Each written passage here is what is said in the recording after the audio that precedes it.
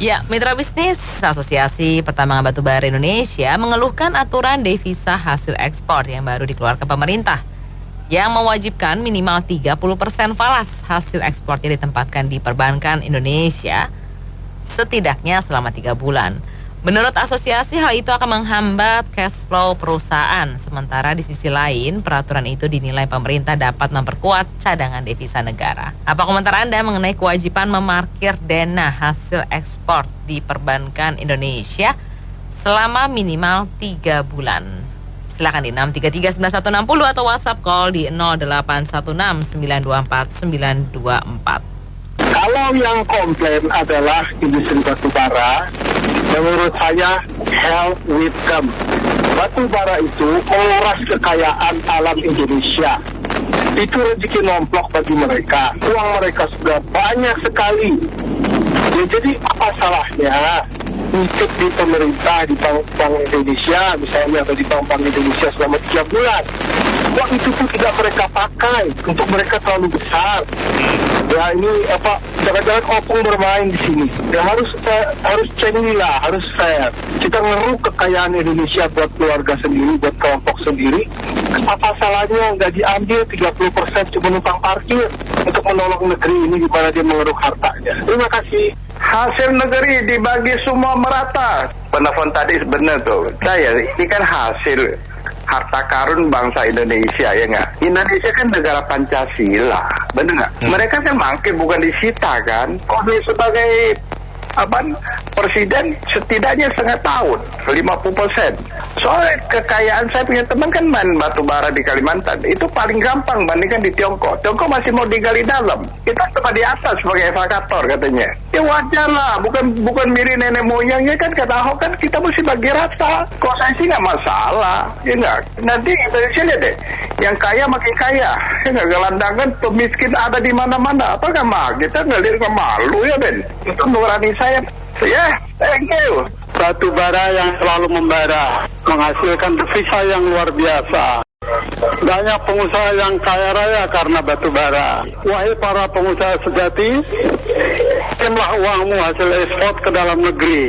Jangan kau simpan di negeri tetangga, karena negara perlu devisa. Saya kan kebetulan bergerak di batu bara, walaupun hanya sebagai pelayan. Maksud saya sebagai penopang pergerakan batu bara. Itu uang luar biasa berputar di situ, kemudian diekspor. Mereka ekspor uangnya taruh di luar negeri, transfer ke luar negeri dengan enaknya. Karena pemerintah mengimbau 30% aja kok mengeluh, itu kecil banget artinya tuh mereka tuh. Harusnya nggak usah lah diparkir 3 bulan. Itu uang hasil ekspor aja langsung transfer ke bank dalam negeri, itu udah aman, devisa udah aman. Nggak usah parkir 3 bulan lah, semua masuk ke bank dalam negeri, itu akan aman. Jadi rakyat ikut menikmati. Terima kasih. Saya mencium bau-bau nih. Yang siapa yang punya tambang batu bara ini? Ya banyak lah ya, ngerti lah. Yang protes itu ya itulah, dia lagi saya tak. Kita sama-sama tahu lah di medsos banyak itu yang punya tambang batu bara loh. Iya, itu aja saya mencium-cium bau itu. Ya pengen serakah lah sebenarnya, intinya serakah ya. Jadi kalau mereka maunya ya nggak puas ya itulah ya, jangankan ya seperti yang saya ini sedih nih dengarnya ya. Oke deh, cium-cium bau aroma yang busuk gitu loh. Saya bicara dari keuangannya aja. Kalau nasionalisme tadi udah banyak bapak-bapak yang ngomong. Sebenarnya sih kalau keuangan dan keuangan itu sehat, apalagi yang diproduksi adalah hasil bumi, seharusnya keuangan ditahan 30% dalam waktu 3 bulan. Itu tidak akan mempengaruhi cash flow menurut saya untuk keuangan. Tapi kalau dikatakan mempengaruhi cash flow, perusahaan ini ada yang tidak benar, karena mereka bahan bakunya itu lokal.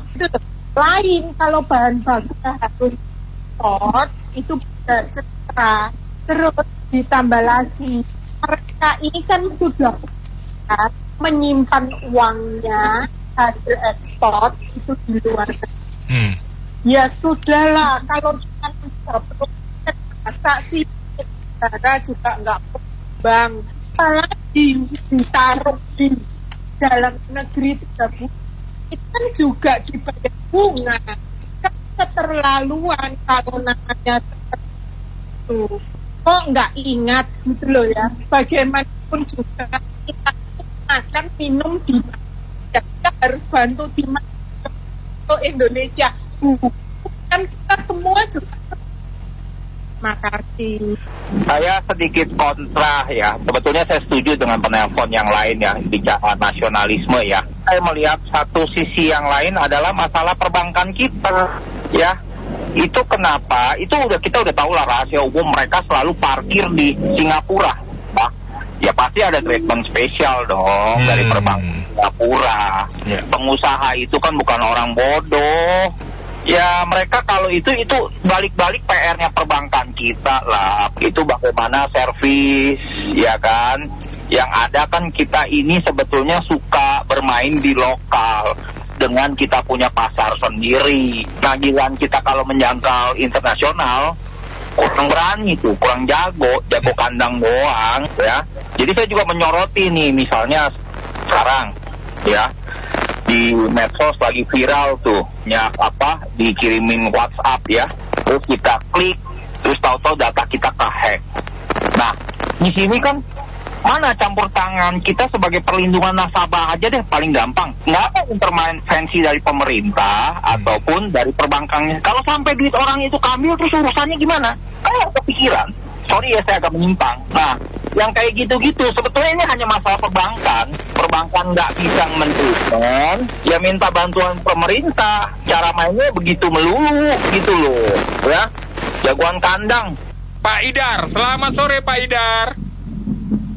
Sore Bang Oke, silakan Pak Idar. Harusnya sih secara cash flow ya tidak terlalu mengganggu lah. Secara kan pemasukannya pertambangan batu bara apalagi itu udah tajir melintir lah, nggak usah perusahaan-perusahaan itu ditutup-tutupin. Mereka yang takut-takutin itu sebenarnya pajaknya terlihat. Apakah pengusaha-pengusaha batu bara itu bayar pajaknya memang dia taat atau tidak? Mereka takut itu aja kedeteksi laporan keuangannya. Ini seperti itu ya. Harusnya malu lah. Saya ingatkan berkali-kali ya, negara ini sekarang sudah banyak timbul yang aneh-aneh akibat efek domino dari korupsi ya. Sampai orang jual-jual ginjal ke negara lain. Lalu yang harusnya lah Indonesia dijadikan target untuk penjualan ginjal. Nah, lihatnya ke situ deh, jangan terlalu banyak menimbun-nimbun uang negara, uang yang harus bayar pajak dan tidak bayar pajak. Ya kalau menurut saya sih ya wajar ya harus menempatkan dana di perbankan nasional karena mereka kan perusahaan Indonesia gitu. Dan kalau masalah 30% atau berapa persennya kan udah lumayan ya, nggak semuanya harus ditaruh di sana. Jadi kalau menurut saya sih kan soalnya masih bisa diputar-putarin lah kalau menurut saya. Terima kasih. Iya, saya sama pendapatnya setuju ya sama dengan Bapak sebelumnya. Jadi menurut saya devisa hasil ekspor itu memang harus dikembalikan ke Indonesia secepatnya. Lalu itu kan kan ekspornya itu kan terus-menerus kontinu, bukan sekali aja. Sehingga dana yang parkir minimum 3 bulan misalnya, kan dia itu terus-menerus. Sehingga ada cadangan dana yang ada di perbankan nasional di Indonesia untuk memperkuat devisa. Jadi eksportir juga semua pengusaha bukan eksportir saja juga harus memiliki semacam jiwa semangat untuk membela negara ya, untuk memperkuat cadangan devisa negara, kehormatan negara dan daya tawar negara ya untuk naik tingkat kelas. Jadi menurut saya kalau mengganggu cash flow 30% dan 3 bulan kan terus menerus ekspor kan, bukan satu kali ekspor. Menurut saya tidak begitu mengganggu cash flow lah. Demikian, terima kasih. Memang secara secara pasar ini semacam pemaksaan gitu. Kalau orang ekspor nilainya $1 juta, kemudian hasil ekspor itu harus diendapkan 90 hari. Maka benar bahwa selama 90 hari itu cash flow perusahaan jadi tersimpan di situ. Oleh karena itu mungkin pemerintah bisa melihat kembali dari asosiasi bagaimana caranya supaya tetap menambah cadangan devisa tapi tanpa harus kewajiban 90 hari. Justru saya pikir yang pemerintah bisa lihat adalah industri-industri besar lain, ya, baik itu perbankan, consumer goods, otomotif dan lain-lain yang merupakan entitas joint venture dari multinasional. Karena mereka ini juga sebenarnya tiap bulan ekspatriasi keuntungan juga ke negara induknya kan, ke Belanda, ke Inggris. Kalau dia perusahaan minyak mungkin ke Italia atau ke Prancis gitu ya, dan seterusnya lah. Nah, jadi jangan sampai yang batu bara baru saja secara periodically naik sebentar, para pengusaha batu bara kita diwajibkan 90 hari, tapi sebenarnya yang tiap hari atau tiap bulan ekspatriasi profit ke negara induknya sana itu nggak di tracking atau tidak ditahan 90 hari atau 120 hari di Indonesia gitu. Bayangkan perusahaan-perusahaan multinasional di Indonesia ini kan sangat welcome, termasuk tenaga kerjanya gitu. Sehingga anak-anak tamatan universitas kita pun susah cari kerja karena tenaga kerja menengah juga datang dari luar negeri. Itu bagian daripada ekspatriasi uang itu ke negara-negara tersebut. Kalau dia jualan di sini untungnya $1 juta, ya $1 juta dikirim ke induk perusahaannya dalam bentuk transfer pricing, dalam bentuk murni profit repatriasi, dalam bentuk mendatangkan tenaga kerja dari negara induknya gitu. Nah, ini juga harusnya kementerian yang terkait ya harus menahan uang tersebut, dia cari nafkah di Indonesia, uang itu harus direinvest atau di saving, disimpan di perbankan Indonesia. Terima kasih.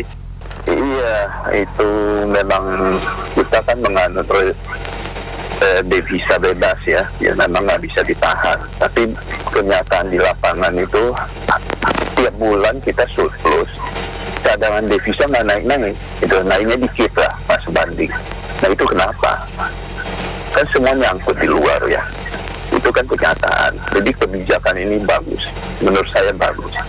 Itu harus dipaksa ya. Tentunya kalau dibilang menyusahkan pengusaha, iya secara cash flow aja, kan marginnya enggak, kan Anda cuma 3 bulan ini ya.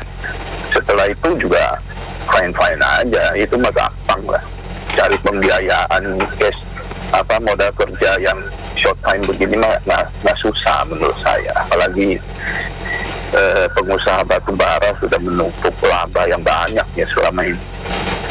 Kemudian di pihak ini juga harus ini kan ada unsur distrustnya ke kita ya, ke pemerintah lah. Misalnya kalau ya masuk nanti marginnya berapa, bunganya berapa, kan itu intinya ya kan. Memang sudah kalah sama misalnya di Amerika, bunganya naik terus gitu kan. Nah sedangkan kalau dalam US dollar taruh di dalam negeri cuma dapat bunga berapa, itu yang nggak sebanding, belum segala macam lagi ya. Gitu, jadi memang semua harus kalkulasi lah. Terima kasih. Gini, kalau saya bukannya ngebela pengusaha atau gimana ya, pengusaha HP tambangan itu kan alat-alatnya itu banyak import ya. Bahkan saya dengar juga mereka banyak utang sama pihak luar negeri ya. Jadi mereka tuh keuntungannya nggak bisa, kalau sampai 30% sih saya kurang tahu ya utangnya mereka berapa banyak ya. Tapi banyak utang mereka dalam bentuk. Jadi kalau menurut saya bijaksananya gini, pemerintah mesti lihat dulu utang falas mereka. Saya itu kalau memang mereka sisanya baru tahu di dalam negeri. Kalau menurut saya itu lebih bijaksana. Itu aja, makasih. Baik mitra bisnis, demikian sesi Business Panel untuk kali ini. Terima kasih Anda sudah bergabung. Saya Anita Wijaya.